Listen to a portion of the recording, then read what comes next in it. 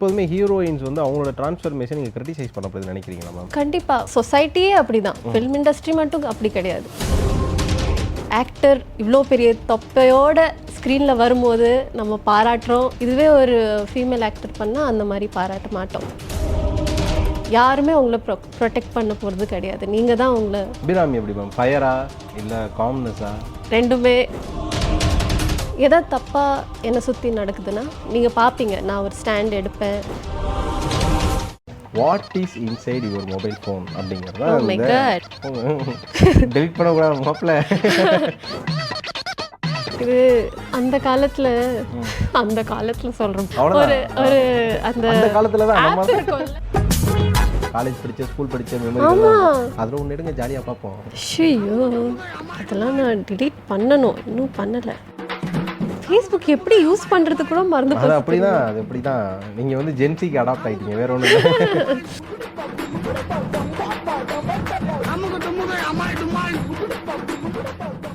மாலை முரசு வை பிரசன்ஸ் இந்த ஸ்பெஷல் எபிசோடில் ரொம்ப ஸ்பெஷலான ஒரு பர்சன் தான் இருக்காங்க, ஆக்ட்ரஸ் அபிராமி போஸ்.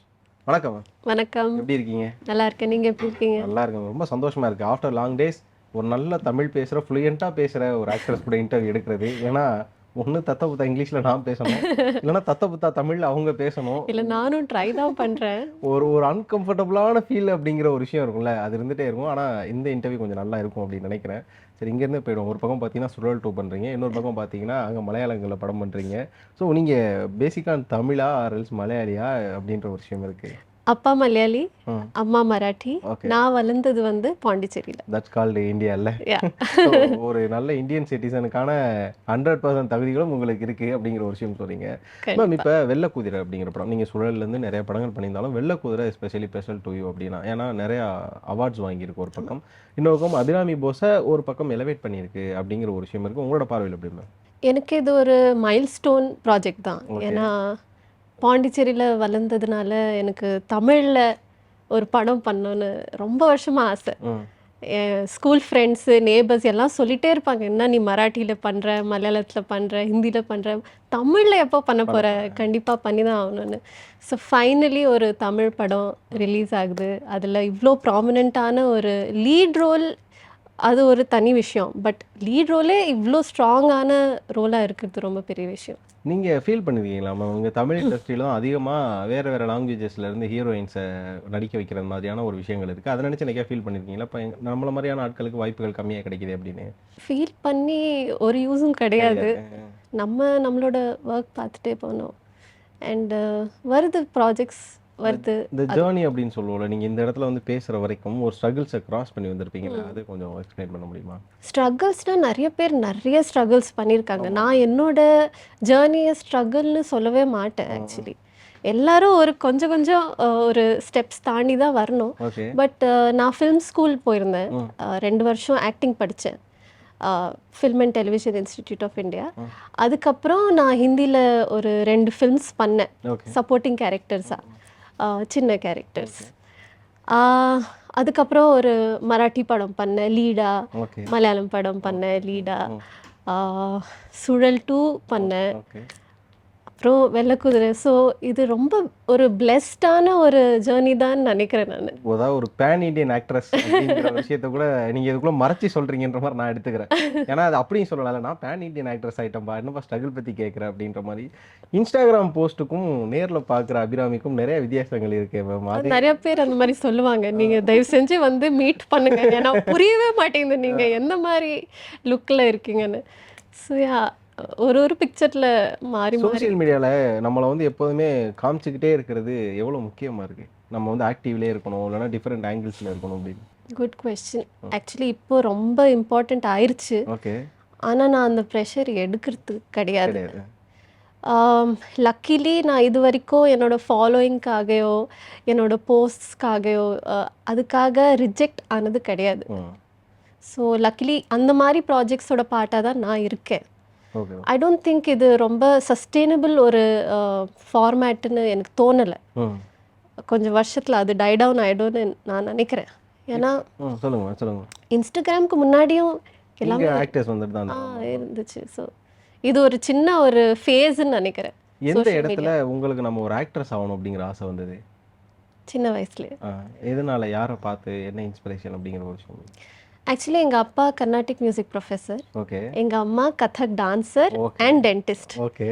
ஸோ நான் ரெண்டுமே கொஞ்சம் கொஞ்சம் பண்ணுவேன். அது ரெண்டுத்தையும் சேர்த்து நான் ஆக்டிங் பக்கம் மல்டி போயிட்டேன். டேலண்டட் ஃபேமிலி ஆக்சுவலாக நீங்கள் சொல்ல போனால். அப்பா ஒரு பக்கம் வந்து மலையாளி, அம்மா மராட்டி அப்படின்னு அங்கே ஒரு பக்கம், இன்னொரு பக்கம் டென்டிஸ்ட்டு, அதுக்கப்புறம் அப்பா வந்து மியூசிஷியன் அப்படின்றப்போ ஆமாம். நீங்கள் ஒரு மல்டி டேலண்டட் ஃபேமிலியாக தான் இருக்கீங்க.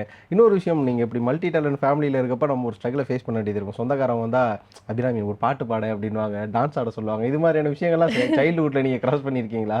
அந்த அளவுக்கு யாரும் இந்த மாதிரி சொல்ல மாட்டாங்க எங்கள் வீட்டில். பட் எந்த ஃபங்க்ஷனாக இருந்தாலும், எந்த கல்யாணம் இருந்தாலும், இந்த மாதிரி காம்படிஷனாக இருந்தால் நான் எப்பயுமே பார்ட்டிசிபேட் பண்ணுவேன்.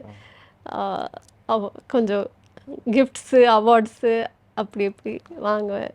நடிகைகளுக்கு எப்போதும் உள்ள வந்து பிரச்சனைகள் இருக்குது அப்படிங்கிற மாதிரி இப்போ வரைக்கும் அந்த வார்த்தையை நம்ம கேட்டுட்டு இருக்கோம். அபிராமி அவர்களோட பார்வையில் நடிகைகள் வந்து ஃபயராக இருக்கணுமா, எமோஷனாக இருக்கணுமா இண்டஸ்ட்ரியில் சஸ்டெயின் பண்ணுறதுக்கு? எல்லாமே இருக்கணும். ஃபயராகவும் இருக்கணும், எமோஷ்னலாகவும் இருக்கணும். பட் ஒரு அவேர்னஸ் எப்பயுமே இருக்கணும். ஒரு ஒரு சின்ன ஒரு வால் இருக்கணும். அவங்களே கொஞ்சம் ப்ரொடெக்ட் பண்ணுற மாதிரி நடந்துக்கணும். ஏன்னா அது ரொம்ப இம்பார்ட்டண்ட். யாருமே உங்களை ப்ரொடெக்ட் பண்ண போகிறது கிடையாது. நீங்கள் தான் உங்களை ப்ரொடெக்ட் பண்ணிக்கணும்னு நினைக்கிறேன். ஸோ அபிராமி எப்படி மேம், ஃபயரா இல்லை காம்னஸா? ரெண்டுமே கலந்த ஒரு பர்சன் நான். எப்போ அவங்களுக்குள்ள இருக்க ஃபயர் வெளில வரும்? ஏதாவது தப்பாக என்னை சுற்றி நடக்குதுன்னா நீங்கள் பார்ப்பீங்க, நான் ஒரு ஸ்டாண்ட் எடுப்பேன், அதை பற்றி பேசுவேன், அது சேஞ்ச் பண்ணுற ஒரு ட்ரை பண்ணுவேன். But I also have that calm சைடும் இருக்குது. ஆனால் when there is an important point, when there is ஒரு லைன் கிராஸ் ஆகும்போது then my fire side comes out. எக்ஸ்ட்ரீமான கோவங்களில் அபிராமி செய்யக்கூடிய விஷயம் என்ன? திட்டுறதா, சண்டை போடுறதா, என்ன பண்ணுவாங்க? ஃபர்ஸ்ட் நான் என் தாட்ஸை கொஞ்சம் கலெக்ட் பண்ணிப்பேன். ஓகே. அந்த சுச்சுவேஷன் பற்றி யோசிப்பேன். அதுக்கப்புறம் எப்படி ரியாக்ட் பண்ணோம், நிறைய பேர்கிட்ட கேட்க மாட்டேன். இதுக்கப்புறம் என்ன பண்ணோம், இந்த சுச்சுவேஷனில் எப்படி ரியாக்ட் பண்ணோம், எனக்கு எப்படி தோணுதோ, எது கரெக்டு எது ரைட்டோ அந்த மாதிரி நான் ஆக்ட் பண்ணுவேன். சரி, இப்போ சொல்லுங்கள், என் பேர் என்ன? டாமினிக். பரவாயில்ல, ஏன் வச்சுருக்காங்க. அதான் அதை வந்து ஃபஸ்ட்டு கேட்பாங்க, ஆங்கர்ஸ் நேம்லாம் ஃபஸ்ட்டு கேட்பாங்க. அதுக்கப்புறம் இன்டர்வியூ முடிச்சதுக்கப்புறம் என் பேர் சொல்லுங்க அப்படின்னா தாமஸ் தானே அப்படின்ட்டு போவாங்க. அதனால தான் வந்து டக்குன்னு ஒரு கிராஸ் செக் பண்ணேன். ஒரு பக்கமாக இந்த ஃபிலிம்ஸ்லாம் பண்ணிட்டு இருக்கப்போ நம்மளோட இன்ஸ்பிரேஷன் அப்படிங்கிற ஒரு விஷயம் இருக்கும். ஸோ உங்களுக்கு சினிமாவில் யார் இன்ஸ்பிரேஷனாக இருக்கா? நிறைய பேர் இருக்காங்க.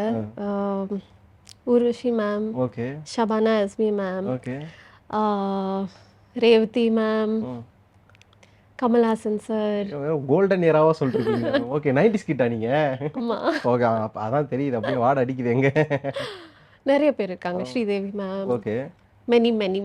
எந்த கமல் சார் மட்டும் தான் வந்திருக்காரு ஆண்கள்ல இருந்து, இது எல்லாமே பெண்கள் தான். உங்களோட இந்த ஃபிலிமோகிராஃபியில் இந்த மாதிரி ஜேர்னல்ஸில் நம்ம அட்டன் பண்ணணும், மறக்காமல் இப்படி ஒரு படம் பண்ணிடணும் அப்படின்னா என்ன ஜேர்னல் மேம் இருக்கு? எனக்கு அந்த மாதிரி எதுவுமே கிடையாது. எல்லா ஜானர்லேயுமே நான் நடிக்கணும்னு எனக்கு ஆசை. ஆல்ரெடி ஹாரர், ட்ராமா, த்ரில்லர் பண்ணியாச்சு. ஸோ இப்போ காமெடி பண்ணிட்டு இருக்கீங்க. ஸோ எல்லாமே ஆல்ரெடி. ஆனால் வெள்ளை குதிரை இதெல்லாம் தானே எமோஷன் ஒன்று அப்படிங்கிற மாதிரி நான் ட்ரைலர் பார்க்குறது மூலமாக தெரிஞ்சுக்கிட்டேன். ரொம்ப எமோஷனல் ஒன்று. So which one is harder to you ma'am? எது ரொம்ப ஹார்டாக இருக்கும் உங்களுக்கு பண்ணுறதுக்கு, அதெல்லாம் சேலஞ்சாக இருக்குது? Hardest is comedy. ஏன்னா நான் என் லைஃப்பில் ரொம்ப கம்மியாக அது எக்ஸ்ப்ளோர் பண்ணியிருக்கேன். ஆனால் அது ரொம்ப ஃபுல்ஃபில்லிங்காகவும் இருக்குது. அது நான் இப்போது எக்ஸ்ப்ளோர் பண்ணிகிட்ருக்கேன் அடுத்த படத்தில். ஓகே. ஸோ அது ரொம்ப எனக்கு ஃபுல்ஃபில்லிங்காக இருக்குது. அந்த சைடும் நமக்குள்ளே இருக்கேன்னு அது நம்மளே தெரிஞ்சுக்கிறோம்ல மேம். ஸ்டார்டிங் டு எண்ட் வரைக்கும் இப்போ வரைக்கும் ஒரு ஹீரோ வந்து திடீர்னு வெயிட் போட்டுட்டாரு, இல்லைனா திடீர்னு ரொம்ப ஸ்லிம் ஆகிட்டாருன்னா அதை டிரான்ஸ்ஃபர்மேஷன் அப்படிங்கிற ஒரு வார்த்தையில் முடிச்சிடறாங்க, ஒர்க் அவுட்ன்றதில் முடிச்சிடறாங்க. But heroines weight increase up பண்ணுறதும் அவங்க வெயிட் லாஸ் பண்ணுறதையும் எப்பவுமே கிரிட்டிசைஸ் பண்ணிட்டே இருக்காங்க. இப்போ ரீசெண்டாக ஒரு இஷ்யூ வந்தது, அதை நம்ம சொல்ல தேவையில்லை. அனுஷ்கா மேம் வந்து சைஸ் 0ல் ஆரம்பித்து அப்போ ஆரம்பித்தாங்க அந்த பாடி ஷேமிங்கிறத தாண்டி அவங்க வெயிட் போட்டாங்கன்றதே பேசி இப்போ ஒரு இஷ்யூ நடந்தது, அதில் இந்த வெயிட் பற்றி பேசுகிறது. ஸோ எப்போதுமே ஹீரோயின்ஸ் வந்து அவங்களோட ட்ரான்ஸ்ஃபர்மேஷன் நீங்கள் கிரிட்டிசைஸ் பண்ணப்படுதுன்னு நினைக்கிறீங்களா மேம்? மாச ஒரு ஹீரோயினா? கண்டிப்பாக ஒரு உமனாக இருக்கும்போது உங்களை இன்னும் அதிகமாக ஸ்க்ரூட்டனைஸ் பண்ணுவாங்க, ரொம்ப கிரிட்டிக்கலாக பார்ப்பாங்க. அது எப்பயுமே சொசைட்டியே அப்படி தான், ஃபில்ம் இண்டஸ்ட்ரி மட்டும் அப்படி கிடையாது. பட் ஒரு மேனுக்கும் உமனுக்கும் இதுதான் வித்தியாசம். தட் ஒரு ஆக்டர் இவ்வளோ பெரிய தொப்பையோட ஸ்க்ரீனில் வரும்போது நம்ம பாராட்டுறோம், ஐயோ இவங்க கேரக்டருக்காக இவ்வளோ பண்ணியிருக்காங்கன்னு பாராட்டுறோம். இதுவே ஒரு ஃபீமேல் ஆக்டர் பண்ணால் அந்த மாதிரி பாராட்ட மாட்டோம். அதுதான் உண்மை. பட் அது மாறணும். அபிராமி கிட்ட இருக்க ஒரு வியர்டான திங் என்ன?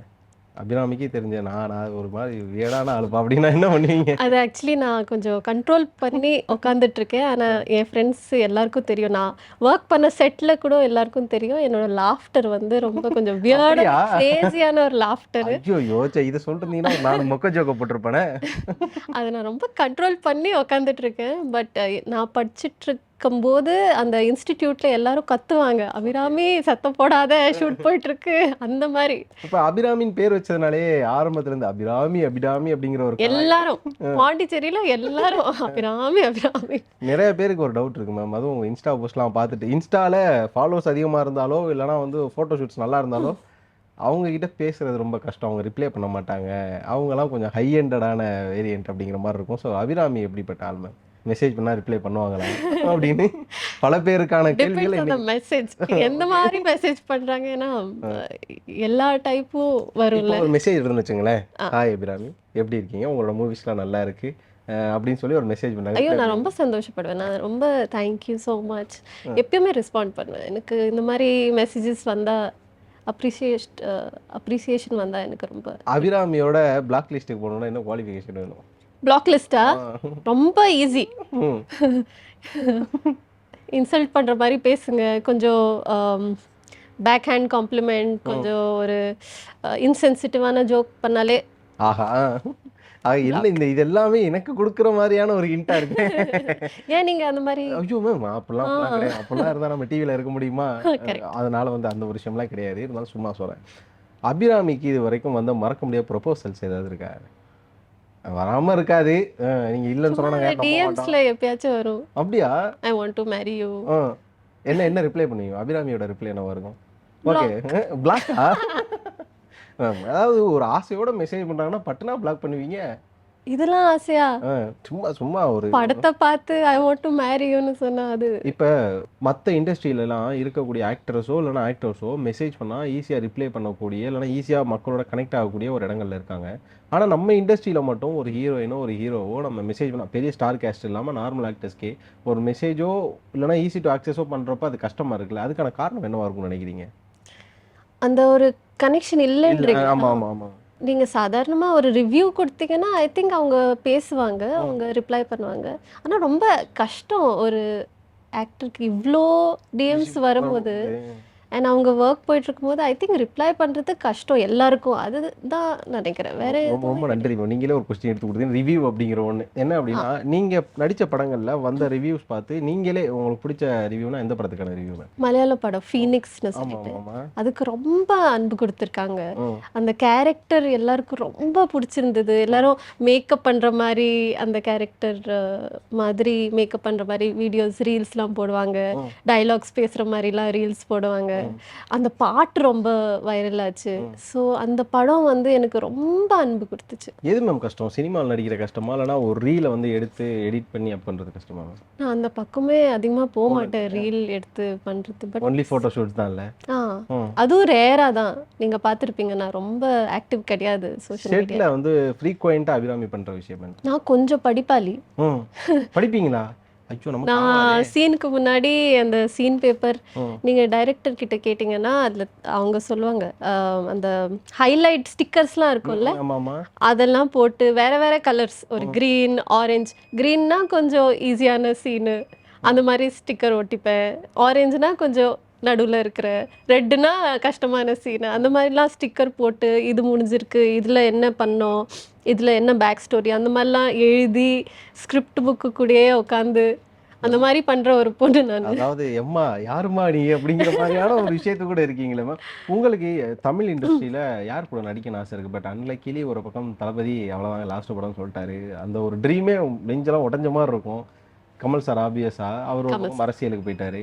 உங்களுக்கு யார் கூட நடிக்கணும் மேம் ஆசையா இருக்கு? கமல் சார், ம். Vijay Sethupathi sir, Vijay Sethupathi. Okay. Suriya sir எனக்கு சின்ன வயசுல இருந்தே ரொம்ப பிடிக்கும். ஓகே. தமிழ் சினிமால உங்களுக்கு ரொம்ப புடிச்ச punch dialogues or proposal dialogues இது மாதிரி டயலாக்ஸ் நம்ம எல்லாருக்கும் இருக்கும்ல. இப்ப 90s கிட் பசங்கள எடுத்துக்கிட்டீங்கன்னு வச்சுக்கோங்களேன். டயலாக்ஸ்லாம் எனக்கு ஞாபகம் இல்ல. ஆனா அலைப்பாயுதே ஃபுல்லாவே அந்த மாரி தான். ஆமா ஆமா ஆமா ஆமா. அதுல எல்லா சீனும் எடுத்து பார்த்தீங்கன்னா, பாத்தீங்களா? This is difference between 90s boys and girls. என்ன அப்படின்னா that's true. கேர்ள்ஸ்க்கு வந்து அலைப்பாயுதே. பாய்ஸுக்குன்னு வச்சுங்களேன் டக்குன்னு வருது. அசோக் இந்த நாள் உன் டைரியில் எழுதி வச்சுக்கோ. மேம் அண்ணாமலை படம் மேம் அண்ணாமலை படம் அந்த டைலாக் தான் பசங்களுக்கான ஒரு டைலாக். ஸோ அலைப்பாயுதே இங்கே அப்படின்றீங்க.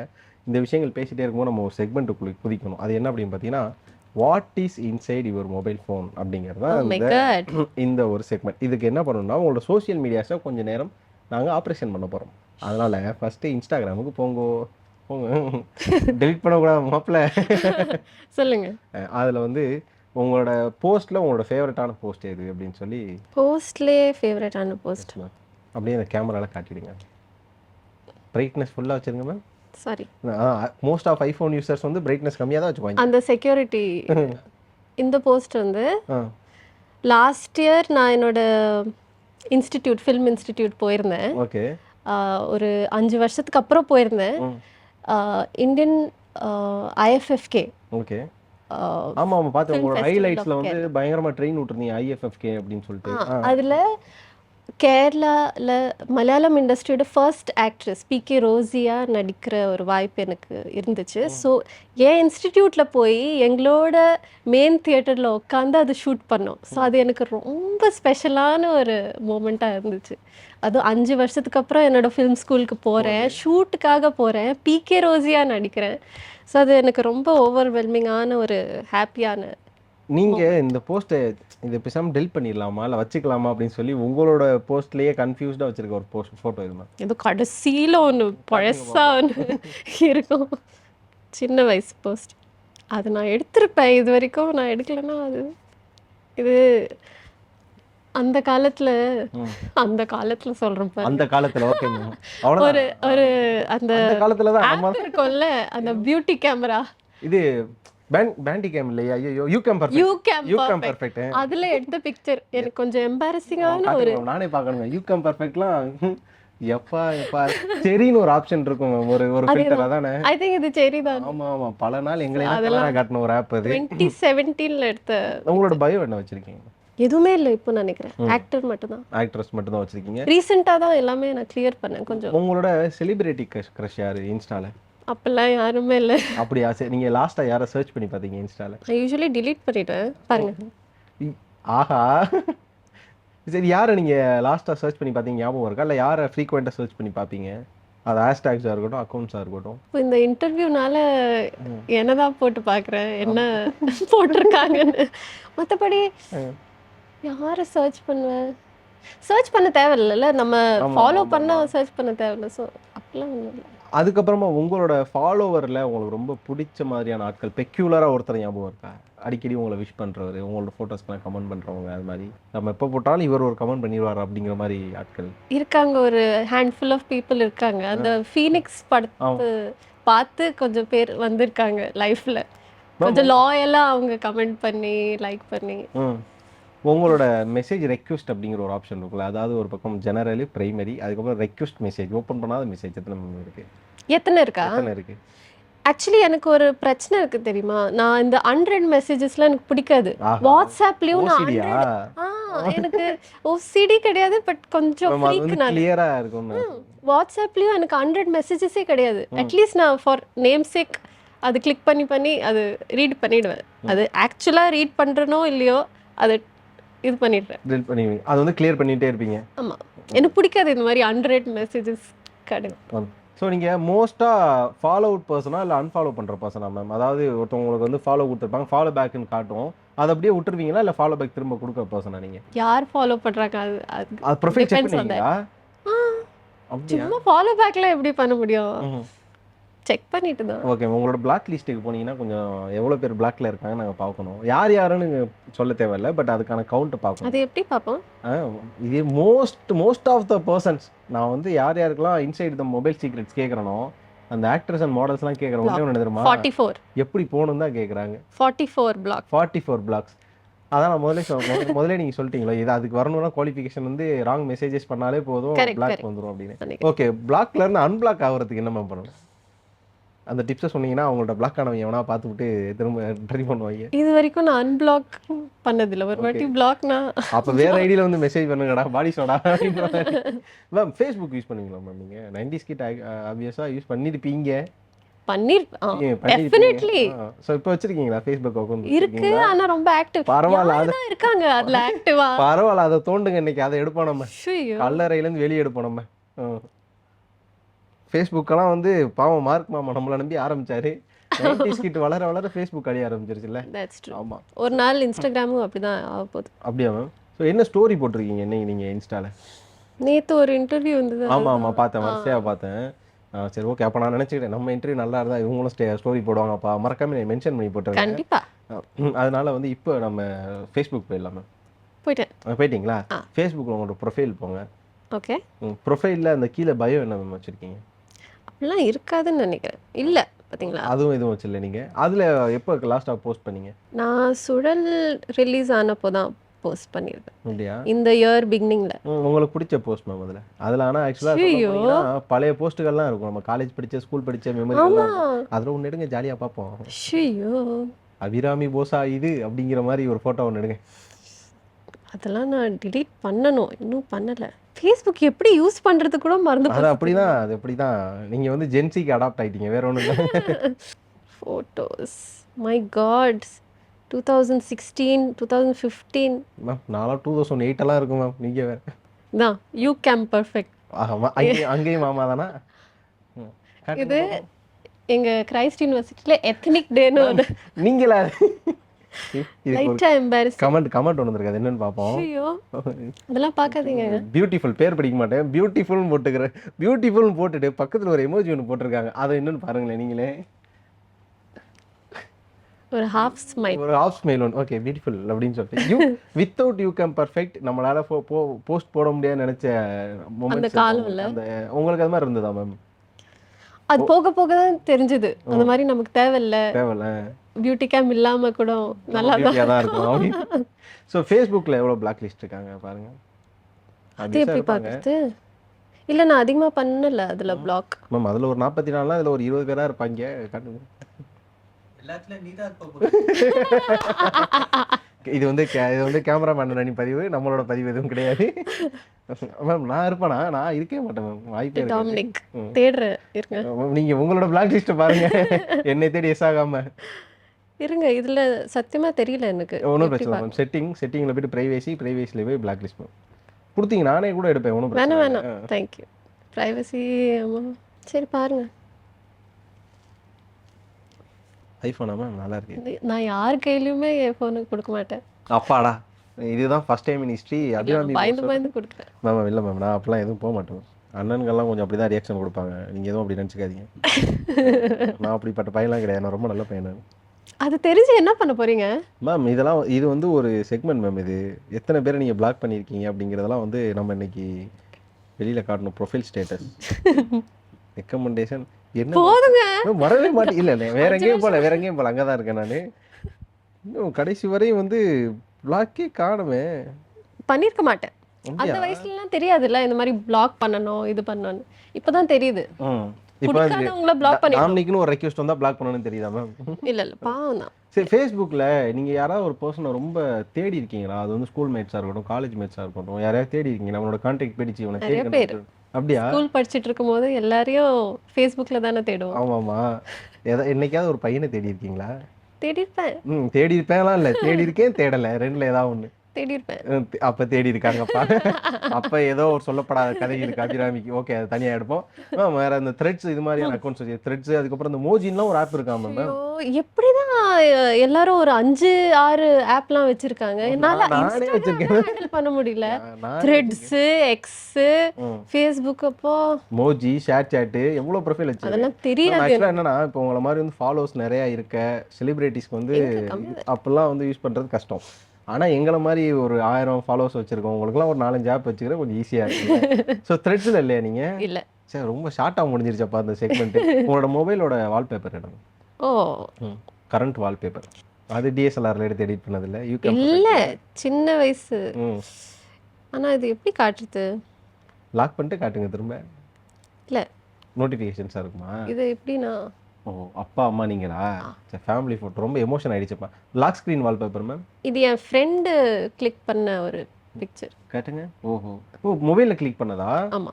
பரவாயில்லையே. இந்த கலர்ஸும் சிஸ்டம்ல டவுன்லோட் பண்ண மாதிரியான ஒரு விஷயமா யா இருக்கு. யா யா. உங்களோட கேலரியில லாஸ்ட் ஸ்கிரீன்ஷாட் என்னமா? ஸ்கிரீன்ஷாட்டா? ஆப்வியஸா அதெல்லாம் கேட்போம். Screenshot, last screenshot. இனிமேல் டாமினிக் ஞாபகம் வந்தா டீன் வந்தாலே பிளாக் தான் ஃபர்ஸ்ட். பேரே படிக்க மாட்டாங்க. ஒரு இன்டர்வியூவோட அந்த ஃபோட்டோ. அப்படியா மேம்? ஸ்டோரி போடுறது. லாஸ்ட்டா கொடுத்துருந்தீங்களே அங்க. யா யா. ஓகே, லாஸ்ட்டா நீங்க கேமரால எடுத்த ஃபோட்டோ இது. இப்போ வெயிட் பண்ணிட்டு இருந்தேன்ல. ஆமா. அங்க காட்டுங்க. நல்லா இல்ல, சும்மா தான். ஓஹோ! அதாவது காத்திருந்த நேரத்தில் ஒரு செல்ஃபியா மேம்? சும்மா பார்த்துட்டு இருந்தேன். ஓகேவான்னு. சரி மேம். இது ஒரு பக்கம் பேசியிருக்கோம் மொபைல் ஃபோன் சீக்ரெட்ல. இந்த ஃபோனை நம்ம யார்கிட்டயுமே குடுத்துறக்கூடாது அப்படின்ற பக்கம் என்னைய விட்டுருங்க. நீங்க இப்ப சொன்ன என்னைய நீங்க மென்ஷன் பண்ணக்கூடாது. யார்கிட்டயாவது ஃபோன் போனா ஒரு மாதிரி டர்ராவே இருக்கும்ல. யாருகிட்ட ஃபோன் போனா உங்களுக்கு ரொம்ப டர்ரா இருக்குமா? உங்க ஃபோன் யாருகிட்ட போனா உங்களுக்கு பயமா இருக்கும்? எனக்கு யார்கிட்ட போனாலும் எனக்கு பிடிக்காது ஆக்சுவலி. Okay, okay. பயம்லாம் இல்ல, பிடிக்காது. பிடிக்காது. சரி, ஓகே. உங்க இதே அது மாதிரி கொஞ்சம் பிரைவசி. கூகுள்ல என்னைக்காவது உங்க பேரை நீங்களே சர்ச் பண்ணிருக்கீங்களா? கண்டிப்பா எல்லாரும் பண்ற பண்றது. விஷயம். ஓகே. நீங்க லாஸ்ட்டா கூகுள்ல என்ன சர்ச் பண்ணீங்க? என்ன மேம் மெச்சியெல்லாம் முழுங்குறீங்க? ஆஹா! மார்க்கப் வந்து முதல் சந்தா. இந்த படத்தை பத்தி, வெள்ளை குதிரை வெள்ளை குதிரை பத்தி. தமிழ் film. சரி, நல்லா பயங்கர சேஃபஸ்டான சேஃபஸ்டான ஆன்சர்லயே இருக்கிறாங்க அபிராமி. ஆக மொத்தம் உங்களோட ஃபோன் செக்மெண்ட்ல ஓகே பெருசா எதுவும் கிடைக்கல. ஒண்ணே ஒன்று தான் கிடைச்சது. என்ன அப்படின்னா நீங்க ஃபேஸ்புக்கில் ஒரு பையனை தேடி இருக்கீங்க. இதுதான் எங்களுக்கு வந்து ஃபோன் செக்மெண்ட்டுக்கான தம்ப்நெயில். அந்த பையன் யார் தேடுன அந்த பையன் விவரம் தெரிஞ்சா குழந்தை குட்டிகளோட இருந்தாலும் மேம்க்கு வந்து ரெக்வெஸ்ட் கொடுத்து ரெக்வெஸ்ட் கொடுங்க. அந்த பையனுக்கு தெரியும் யாருன்னு அப்படின்னு அந்த பையனுக்கே தெரிஞ்சிருக்கும்.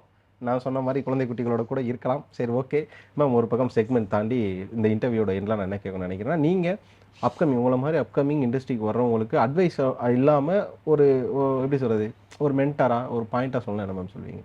பேஷன்ஸ் ரொம்ப தேவை. ஓகே. கிவ் அப் பண்ணாதீங்க. ம். கொஞ்சம் உங்களோட மென்டல் ஹெல்த் டேக் கேர் இந்த பண்ணிக்கோ. ரீல்ஸ் எல்லாம் போட்டு சான்ஸ் தேடுறாங்களே மேம், அதெல்லாம் எப்படி மேம்? அது ஹெல்ப் பண்ணுமா? யூஸ் ஆகுமா? அது நான் என்டோர்ஸ் பண்ண மாட்டேன் அந்த அந்த ஒரு ஐடியாவை. ஏன்னா நான் 2 வருஷம் ஆக்டிங் படிச்சுட்டு வந்திருக்கேன். நான் ரீல்ஸ் போடுங்க, ஆக்டர் ஆயிடுங்க அப்படின்னு சொல்ல முடியாது.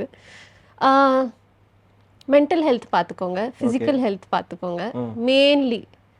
அப்புறம் சைட் பை சைட் படிச்சுட்டே இருங்க, ஃபிலிம் பாருங்க, கொஞ்சம் ஒரு சீன் எடுத்து அதை ஷூட் பண்ண ட்ரை பண்ணுங்க.